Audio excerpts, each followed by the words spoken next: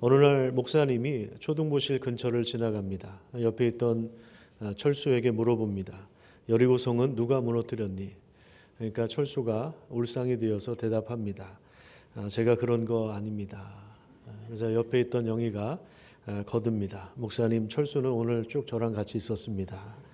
목사님은 어이가 없어서 초등부 부장님을 불렀습니다. 부장님, 제가 지금 철수에게 여리고성을 누가 무너뜨렸냐고 물어보니까 자기가 한 것이 아니라고 하는데 이게 도대체 어떻게 된 겁니까?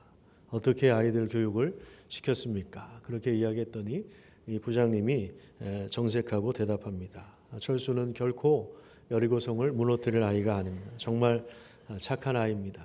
기가 막혀서 목사님은 당회에 가서 오늘 이러이러한 일이 있었습니다 라고 이야기를 했다고 합니다. 그러니까 장로님들도 한참 생각하더니 여리고성을 누가 무너뜨렸는지 모르지만 우리 예비비가 있으니까 다시 지어줍시다 이렇게 의결을 했다고 합니다.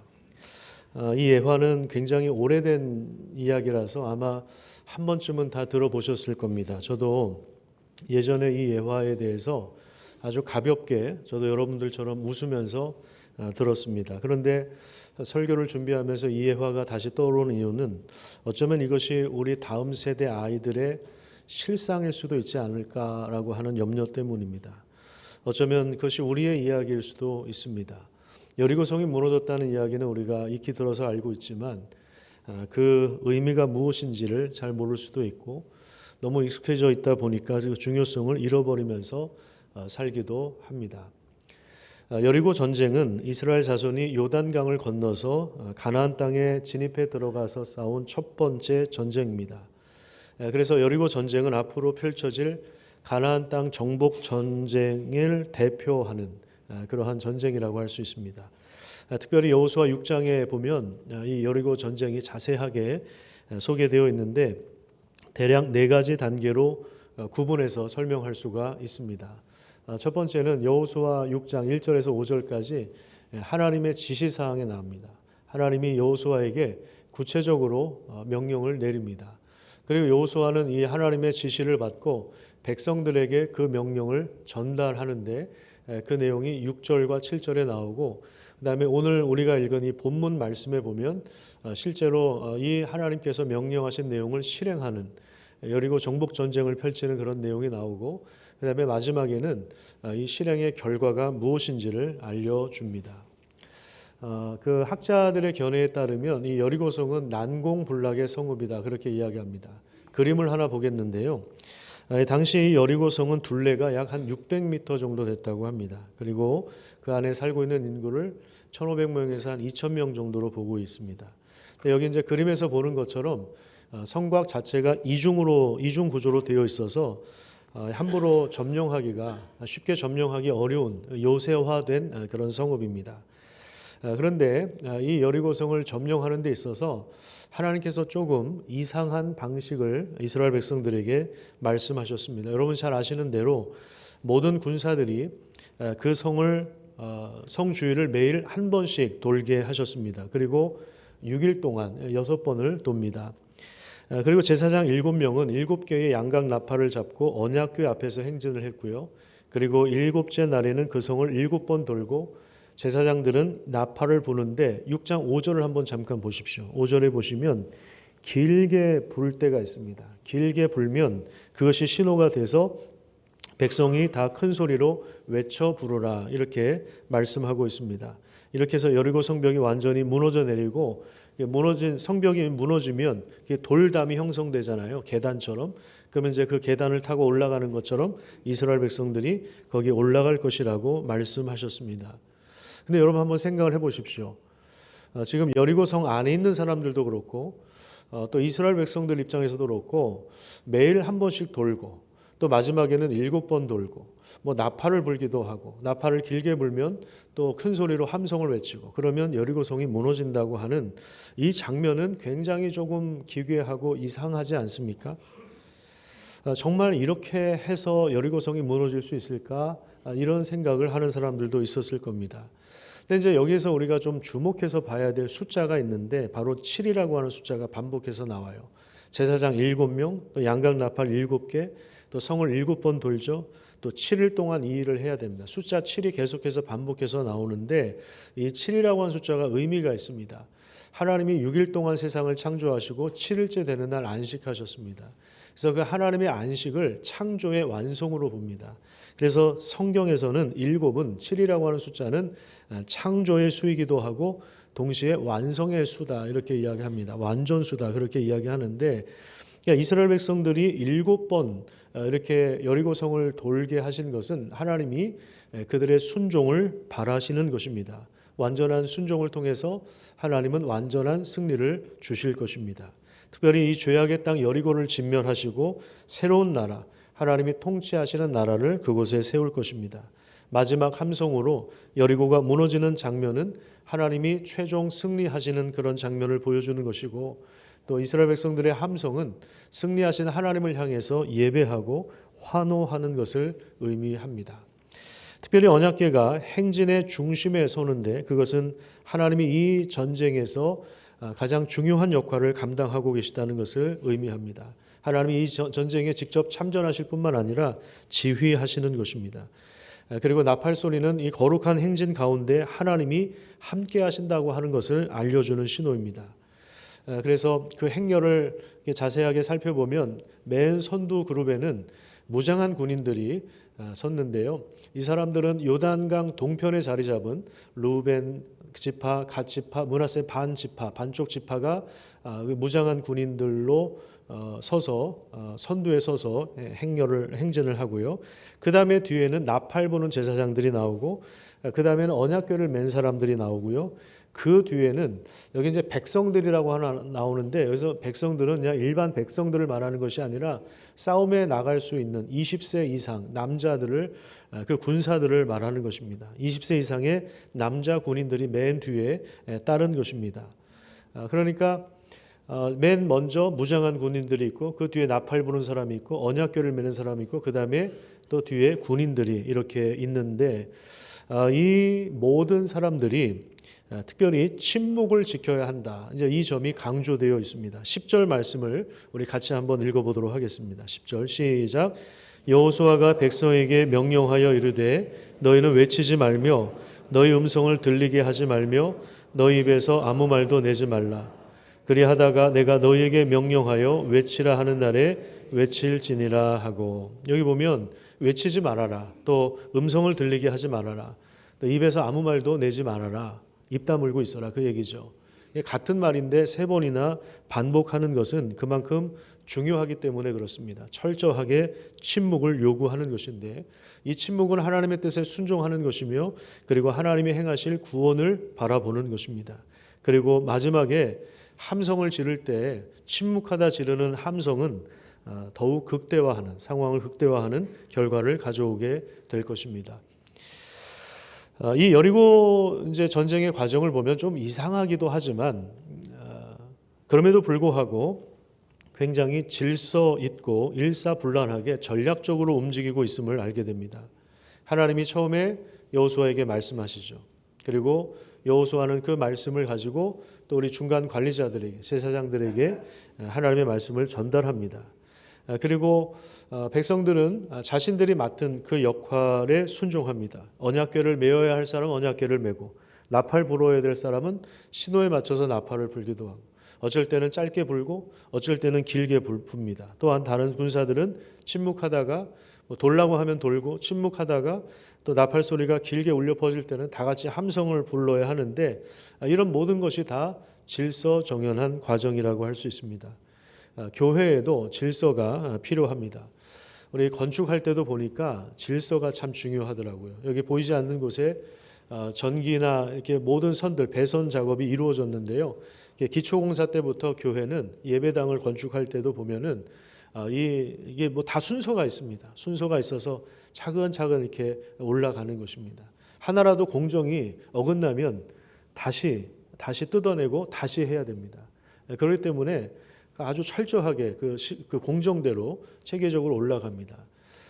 그 설계사무소의 그 대표가 장로님들을 처음 만났을 때 그 했던 얘기 중에 하나가 이제 생각이 나는데 그것은 뭐냐면 소통의 창구를 하나로 만들어 주십시오. 그 부탁을 꼭 하시더라고요. 왜냐하면 교회는 여러 사람이 모여 있고 여러 사람들의 의견이 나올 수 있는 곳이기 때문에 그런데 이 의견이 중구난방으로 전달되면 일하는 사람들 입장에서는 피곤하거든요. 그러니까 설계를 하든 시공을 하든 나중에 인테리어를 하든 일하고 있는데 이 사람이 와서 이런 얘기하고 저 사람이 이런 얘기하고 그러면은 이게 일이 진행이 되질 않습니다. 그렇기 때문에 소통의 창구는 하나로만 만들어 주십시오. 그래서 우리가 치열하게 이제 논의도 하고 회의도 하지만 어쨌든 하나의 입장을 가지고 이제 일하는 분들한테 그 입장을 전달해 주는 거죠. 자, 이런 일에도 질서가 필요합니다. 우리 교회도 마찬가지죠.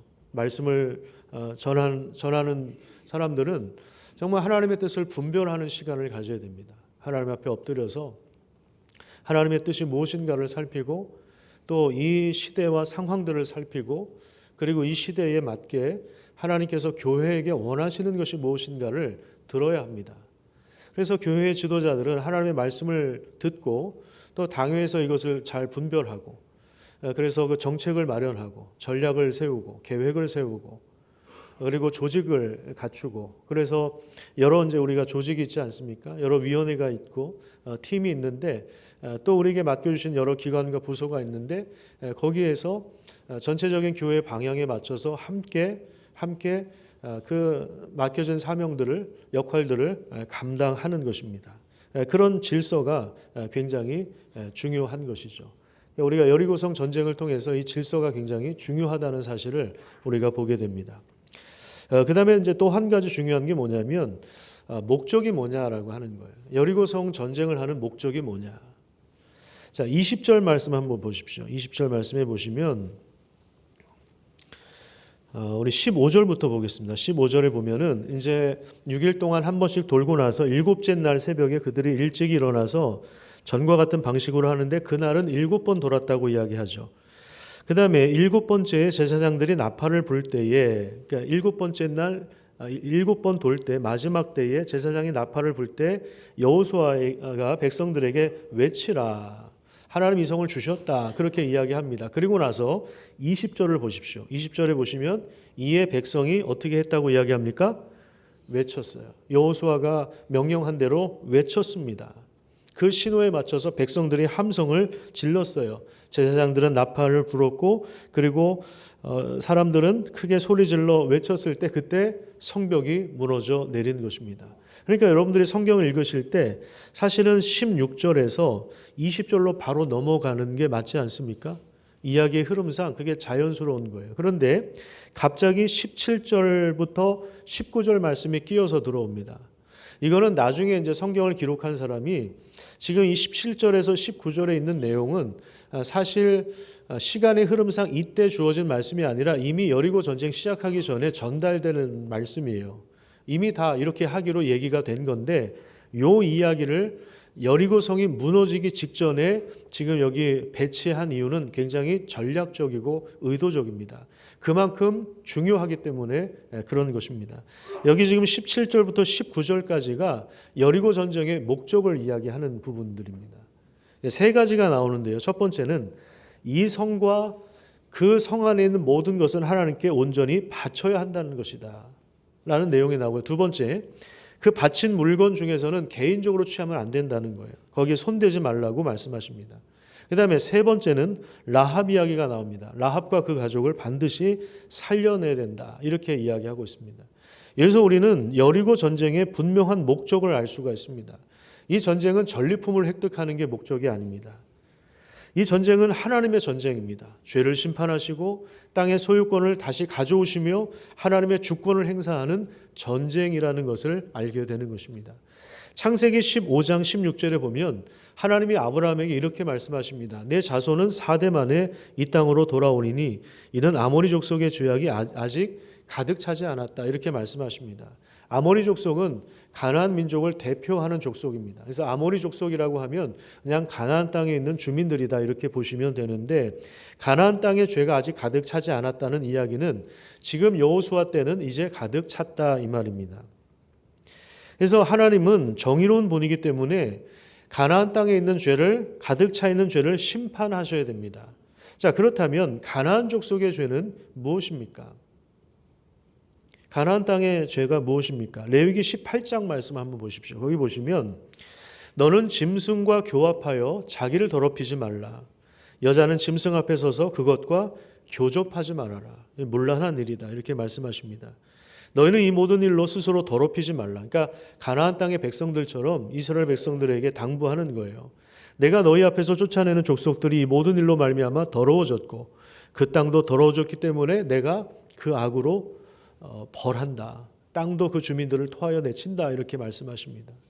그러니까 그 땅도 역겨운 거예요. 그 사람들의 행실들이, 그 죄악들이 역겨워서 토하여 내칠 수밖에 없는 것입니다. 짐승과 성관계를 맺지 말라고 하나님이 당부하십니다. 성적 타락과 변질이 어느 정도였는지를 보여줍니다.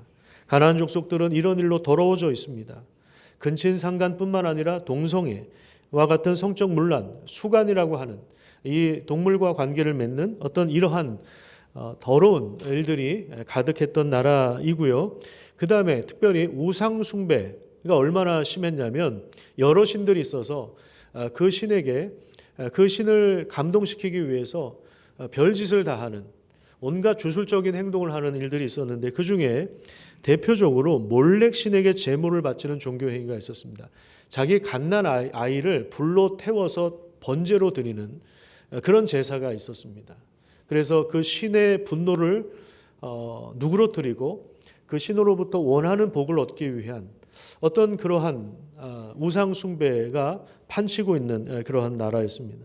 온갖 주술과 무당과 점치는 것과 악한 것과 불의한 것이 가득한 그런 죄에 대한 그 심판이 바로 이 가나안 정복 전쟁입니다. 그래서 본문 17절을 다시 한번 보시면 이 성과 그 가운데 있는 모든 것은 여호와께 온전히 바쳐야 합니다. 하나님께 온전히 바친다고 하는 것은 하나님의 처분에 맡긴다, 이런 의미가 있어요. 만약 가나안 족속의 물품에 대하여 탐욕을 품는다면, 누군가가 거기에 이득을 얻고자 한다면 그것은 가나안의 죄에 동참하는 것입니다. 가나안은 하나님이 심판하시기로 작정하셨고 저주를 내리셨기 때문에 누군가가 그 물건을 취하게 되면 하나님의 저주가 그 사람에게도 임하는 것입니다. 그러니까 지금 이 가나안 땅을 진멸하는, 하나님께 온전히 바쳐야 되는 이런 행위는 죄에 대한 의로운 심판이면서 동시에 이스라엘 백성들을 거룩한 나라로 보존하시려고 하는 하나님의 뜻이라고 하는 사실을 우리는 기억해야 합니다.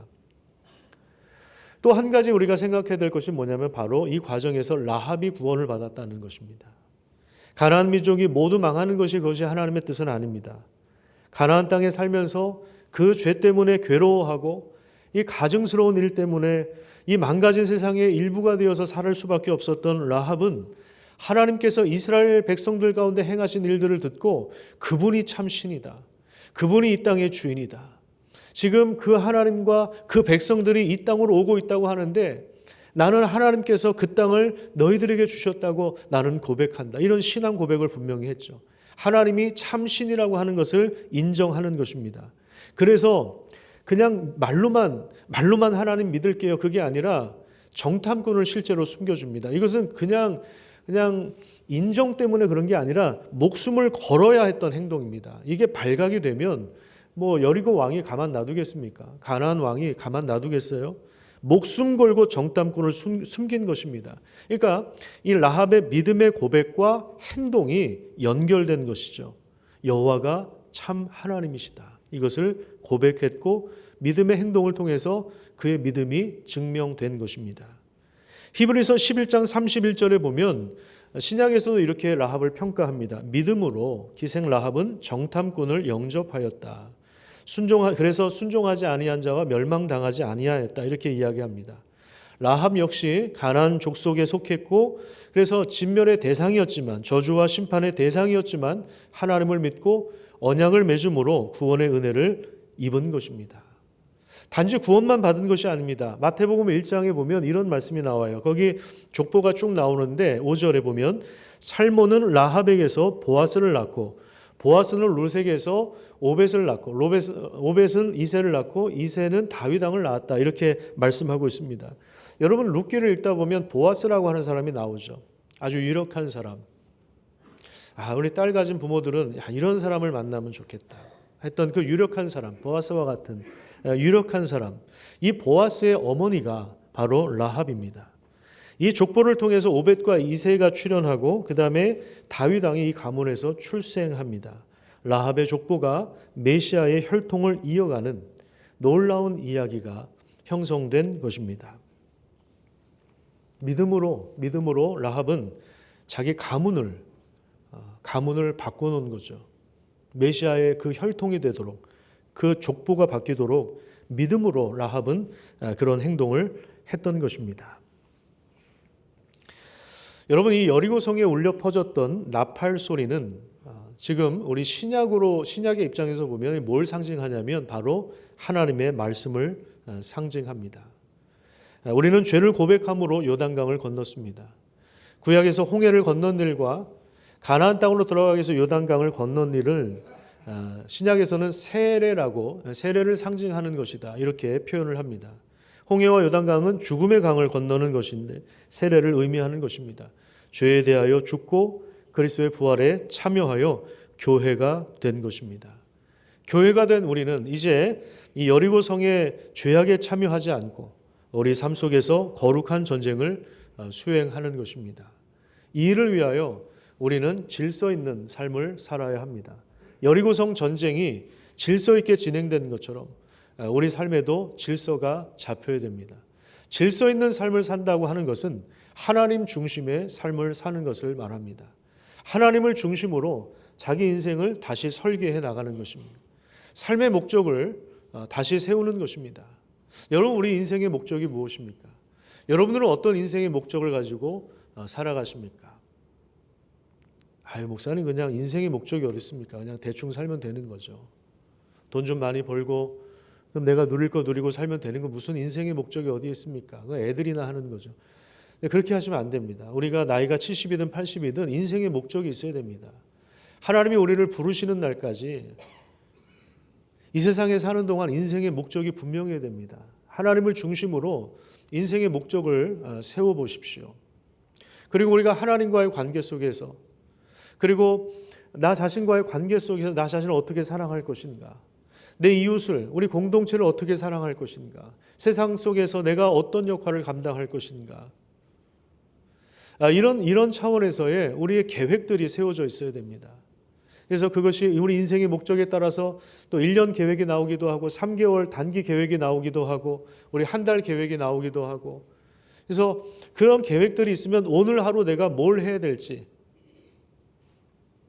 그런 또 계획들이 있지 않습니까? 그런 계획들을 실제로 실행하기 위해서 우리가 새벽에 일어나는 것이 중요합니다. 여기 지금 여호수아를 읽다 보면 새벽에 일어났다는 표현들이 굉장히 많이 나오거든요. 새벽마다 깨어서 하나님의 말씀을 먼저 듣고 자신을 돌아보시기를 바랍니다. 여러분들이 일어나는 시간보다 한 30분 정도를 먼저 일어나서 하나님의 말씀을 들으려고 노력하시기를 바랍니다. 그래서 자신을 돌아보고 하나님의 뜻이 무엇인지를 분별하고 하루를 감당할 수 있는 그런 삶을 살게 해달라고 여러분 기도하시기를 바랍니다. 여호수아 5장 13절에서 15절을 한번 보십시오. 사실 이게 질서에 대한 말씀입니다. 이 질서는 여기서부터 시작이 됩니다. 6장에서부터 시작되는 것이 아니라 가만히 살펴보면 6장 이전에 여리고성 전쟁이 나오기 전에 어떤 사건이 나오는데 갑작스럽게 칼을 든 군대 대장이, 어떤 장군이 나타납니다. 깜짝 놀라서 여호수아가 물어봅니다. 우리 편이냐 적군 편이냐, 너는 이스라엘 편이냐 가나안 편이냐라고 했을 때 아무 편도 아니다라고 하면서 나는 14절에 보면 여호와의 군대 대장으로 지금 왔다. 무슨 얘기입니까? 이게 이 전쟁을 내가 수행하기 위해서 왔는데 이게 땅의 싸움이 아니라 하늘의 싸움이다. 이제 이렇게 이야기를 하는 것입니다. 그래서 이제 하늘의 군대 장관이 갑작스럽게 이제 출현을 하는데, 그러면 이 사람이 도대체 누구냐라고 했을 때 칼빈은 이 구절을 해석할 때 이 하늘의 군대 대장을 성육신하기 이전에 그리스도라고 해석을 합니다. 칼빈은 그렇게 해석을 해요. 그리고 많은 학자들도 그렇게 봅니다. 물론 정말 그리스도인지 아닌지 우리가 분명히 알 수는 없지만 한 가지 분명한 것은 천상의 신적인 존재라고 하는 거예요. 그러니까 그 앞에 여호수아가 신을 벗습니다. 그것은 뭐냐면 내가 당신의 종입니다. 신적인 존재이기 때문에 그 앞에 엎드릴 수가 있는 거죠. 그리고 이 하늘의 군대 대장이 퇴장했다는 장면이 나오질 않아요. 퇴장했다는 이야기가 나오지 않아요. 그리고 나서 바로 여리고 전쟁이 계속 이어집니다. 그 말은 무슨 말이냐면 이 하늘의 군대 대장이 이 전쟁을 진두지휘하고 있다는 것입니다. 여러분, 이 땅을 다스리는 분이 하나님이라는 사실을 믿으시기를 바랍니다. 아까 우리 성가대에서 찬양했지만 그 위대하신 하나님이, 만물이 하나님을 찬양할 수밖에 없는 그 위대하신 하나님이 세상의 모든 역사를 다스려가고 계시는데 그 하나님이 우리 교회도 다스려가고 계십니다. 그래서 목회자들은, 우리 장로님들은 하나님의 뜻을 분별해야 됩니다. 하나님의 뜻이 무엇입니까? 성경을 부단히 읽으면서 하나님의 뜻이 무엇인지를 분별해야 합니다. 그리고 우리 시대를 파악해야 되죠. 지금 우리가 어떤 시대를 살고 있는가. 그래서 교회가 가야 할 길들을 우리가 함께 논의하고 하나님의 뜻이 이루어지기를 위해서 함께 그 일들을 추진해 나가는 것입니다. 이게 이제 질서죠. 군대 장관을 만나서 그 앞에 엎드리는 것, 새벽에 일어나서 우리가 하나님 앞에 엎드리는 것. 그래서 우리가 맡겨진 일들을 감당하기 전에, 그것이 집에서 살림을 하는 일이든 아이들을 가르치는 일이든 교회 학교에서 가르치는 선생님이든 우리 목장 식구들을 돌보는 목자이든 우리 주차를 봉사하는 일이든 안내를 하는 일이든 우리가 찬양을 하는 일이든 악기를 연주하는 일이든 하나님께서 맡겨주신 역할들을 교회 안에서 또한 세상 속에서 감당할 때, 그게 사업이든 직장 일이든 그것이 무슨 일이든지 간에 우리가 하나님 맡겨주신 일들을 감당할 때 하나님 앞에 먼저 엎드리는 일들이 있어야 하는 것입니다. 내가 하나님의 종입니다. 하나님 먼저 예배하고 하나님으로부터 힘을 얻고 하나님의 음성을 듣고 하나님의 뜻을 분별하고, 이런 과정을 통해서 우리가 하루의 삶을 마치 출전하는 것처럼, 전쟁에 나가는 것처럼 그런 마음으로 움직여야 하는 것입니다. 새벽마다 말씀을 깨어서 하나님의 뜻을 분별하실 뿐만 아니라 또 우리 목장 모임의 새해에는 많이 참여하셔서 함께 진실한 공동체를 이루어 가시기를 간절히 축복합니다. 서로 사랑하라고 하는 그 말씀을 실현할 수 있는 공동체가 있어야 합니다. 우리 가족뿐만 아니라 사실은 서로 사랑할 수 있는 멤버가 10명 이상 넘지 않을 겁니다. 우리 주변의 사람들을 사랑할 수 있는 그 과정에서 말씀에 순종하고, 말씀에 순종하는 과정이 바로 죄를 죽이는 과정입니다. 그리고 하나님의 영광을 드러내는 일에 우리는 참여하는 것입니다. 그리고 지금도 라합과 같은 사람들이 있을 수 있습니다. 죄악된 세상에 살면서 이게 아닌데, 이렇게 살면 안 되는데 라고 고민하는 사람들이 있을 것입니다. 하나님에 대해서 믿음으로 반응하는 사람들이 있습니다. 하나님에 대해서 알려주기만 하면 하나님을 따르려고 준비하는 사람들이 있습니다. 그들을 하나님 앞으로 인도하는 것입니다. 이런 하늘의 전투에 참여하는 사람들이 바로 교회입니다. 교회는 이미 저주를 받은 가나안 족속의 일을 참여하는 사람들이 아니라 하나님의 임재와 영광을 경험하고 우리보다 앞서 행하시는 하나님을 따라가고 하나님을 따라 행진하고 그리고 영혼들을 구원하고 그들을 바른 길로 이끌어주고 그 공동체를 함께 세워가고 목양의 일들을 함께 감당하면서 거룩함을 이루어가는 그러한 것이 바로 교회입니다. 여러분, 그 일을 믿음으로 감당하시기를 간절히 축복합니다. 내 발에서 신을 벗어라. 내가 선 곳은 거룩하다. 내가 거룩하니 너희도 거룩하라. 여러분, 그 명령을 따르는 자로 서시기를 바랍니다. 신호에 맞춰서 나팔을 부십시오. 나팔 소리를 듣고 함성을 지르십시오. 침묵할 때는 입을 닫으십시오. 하나님의 때를 기다리십시오.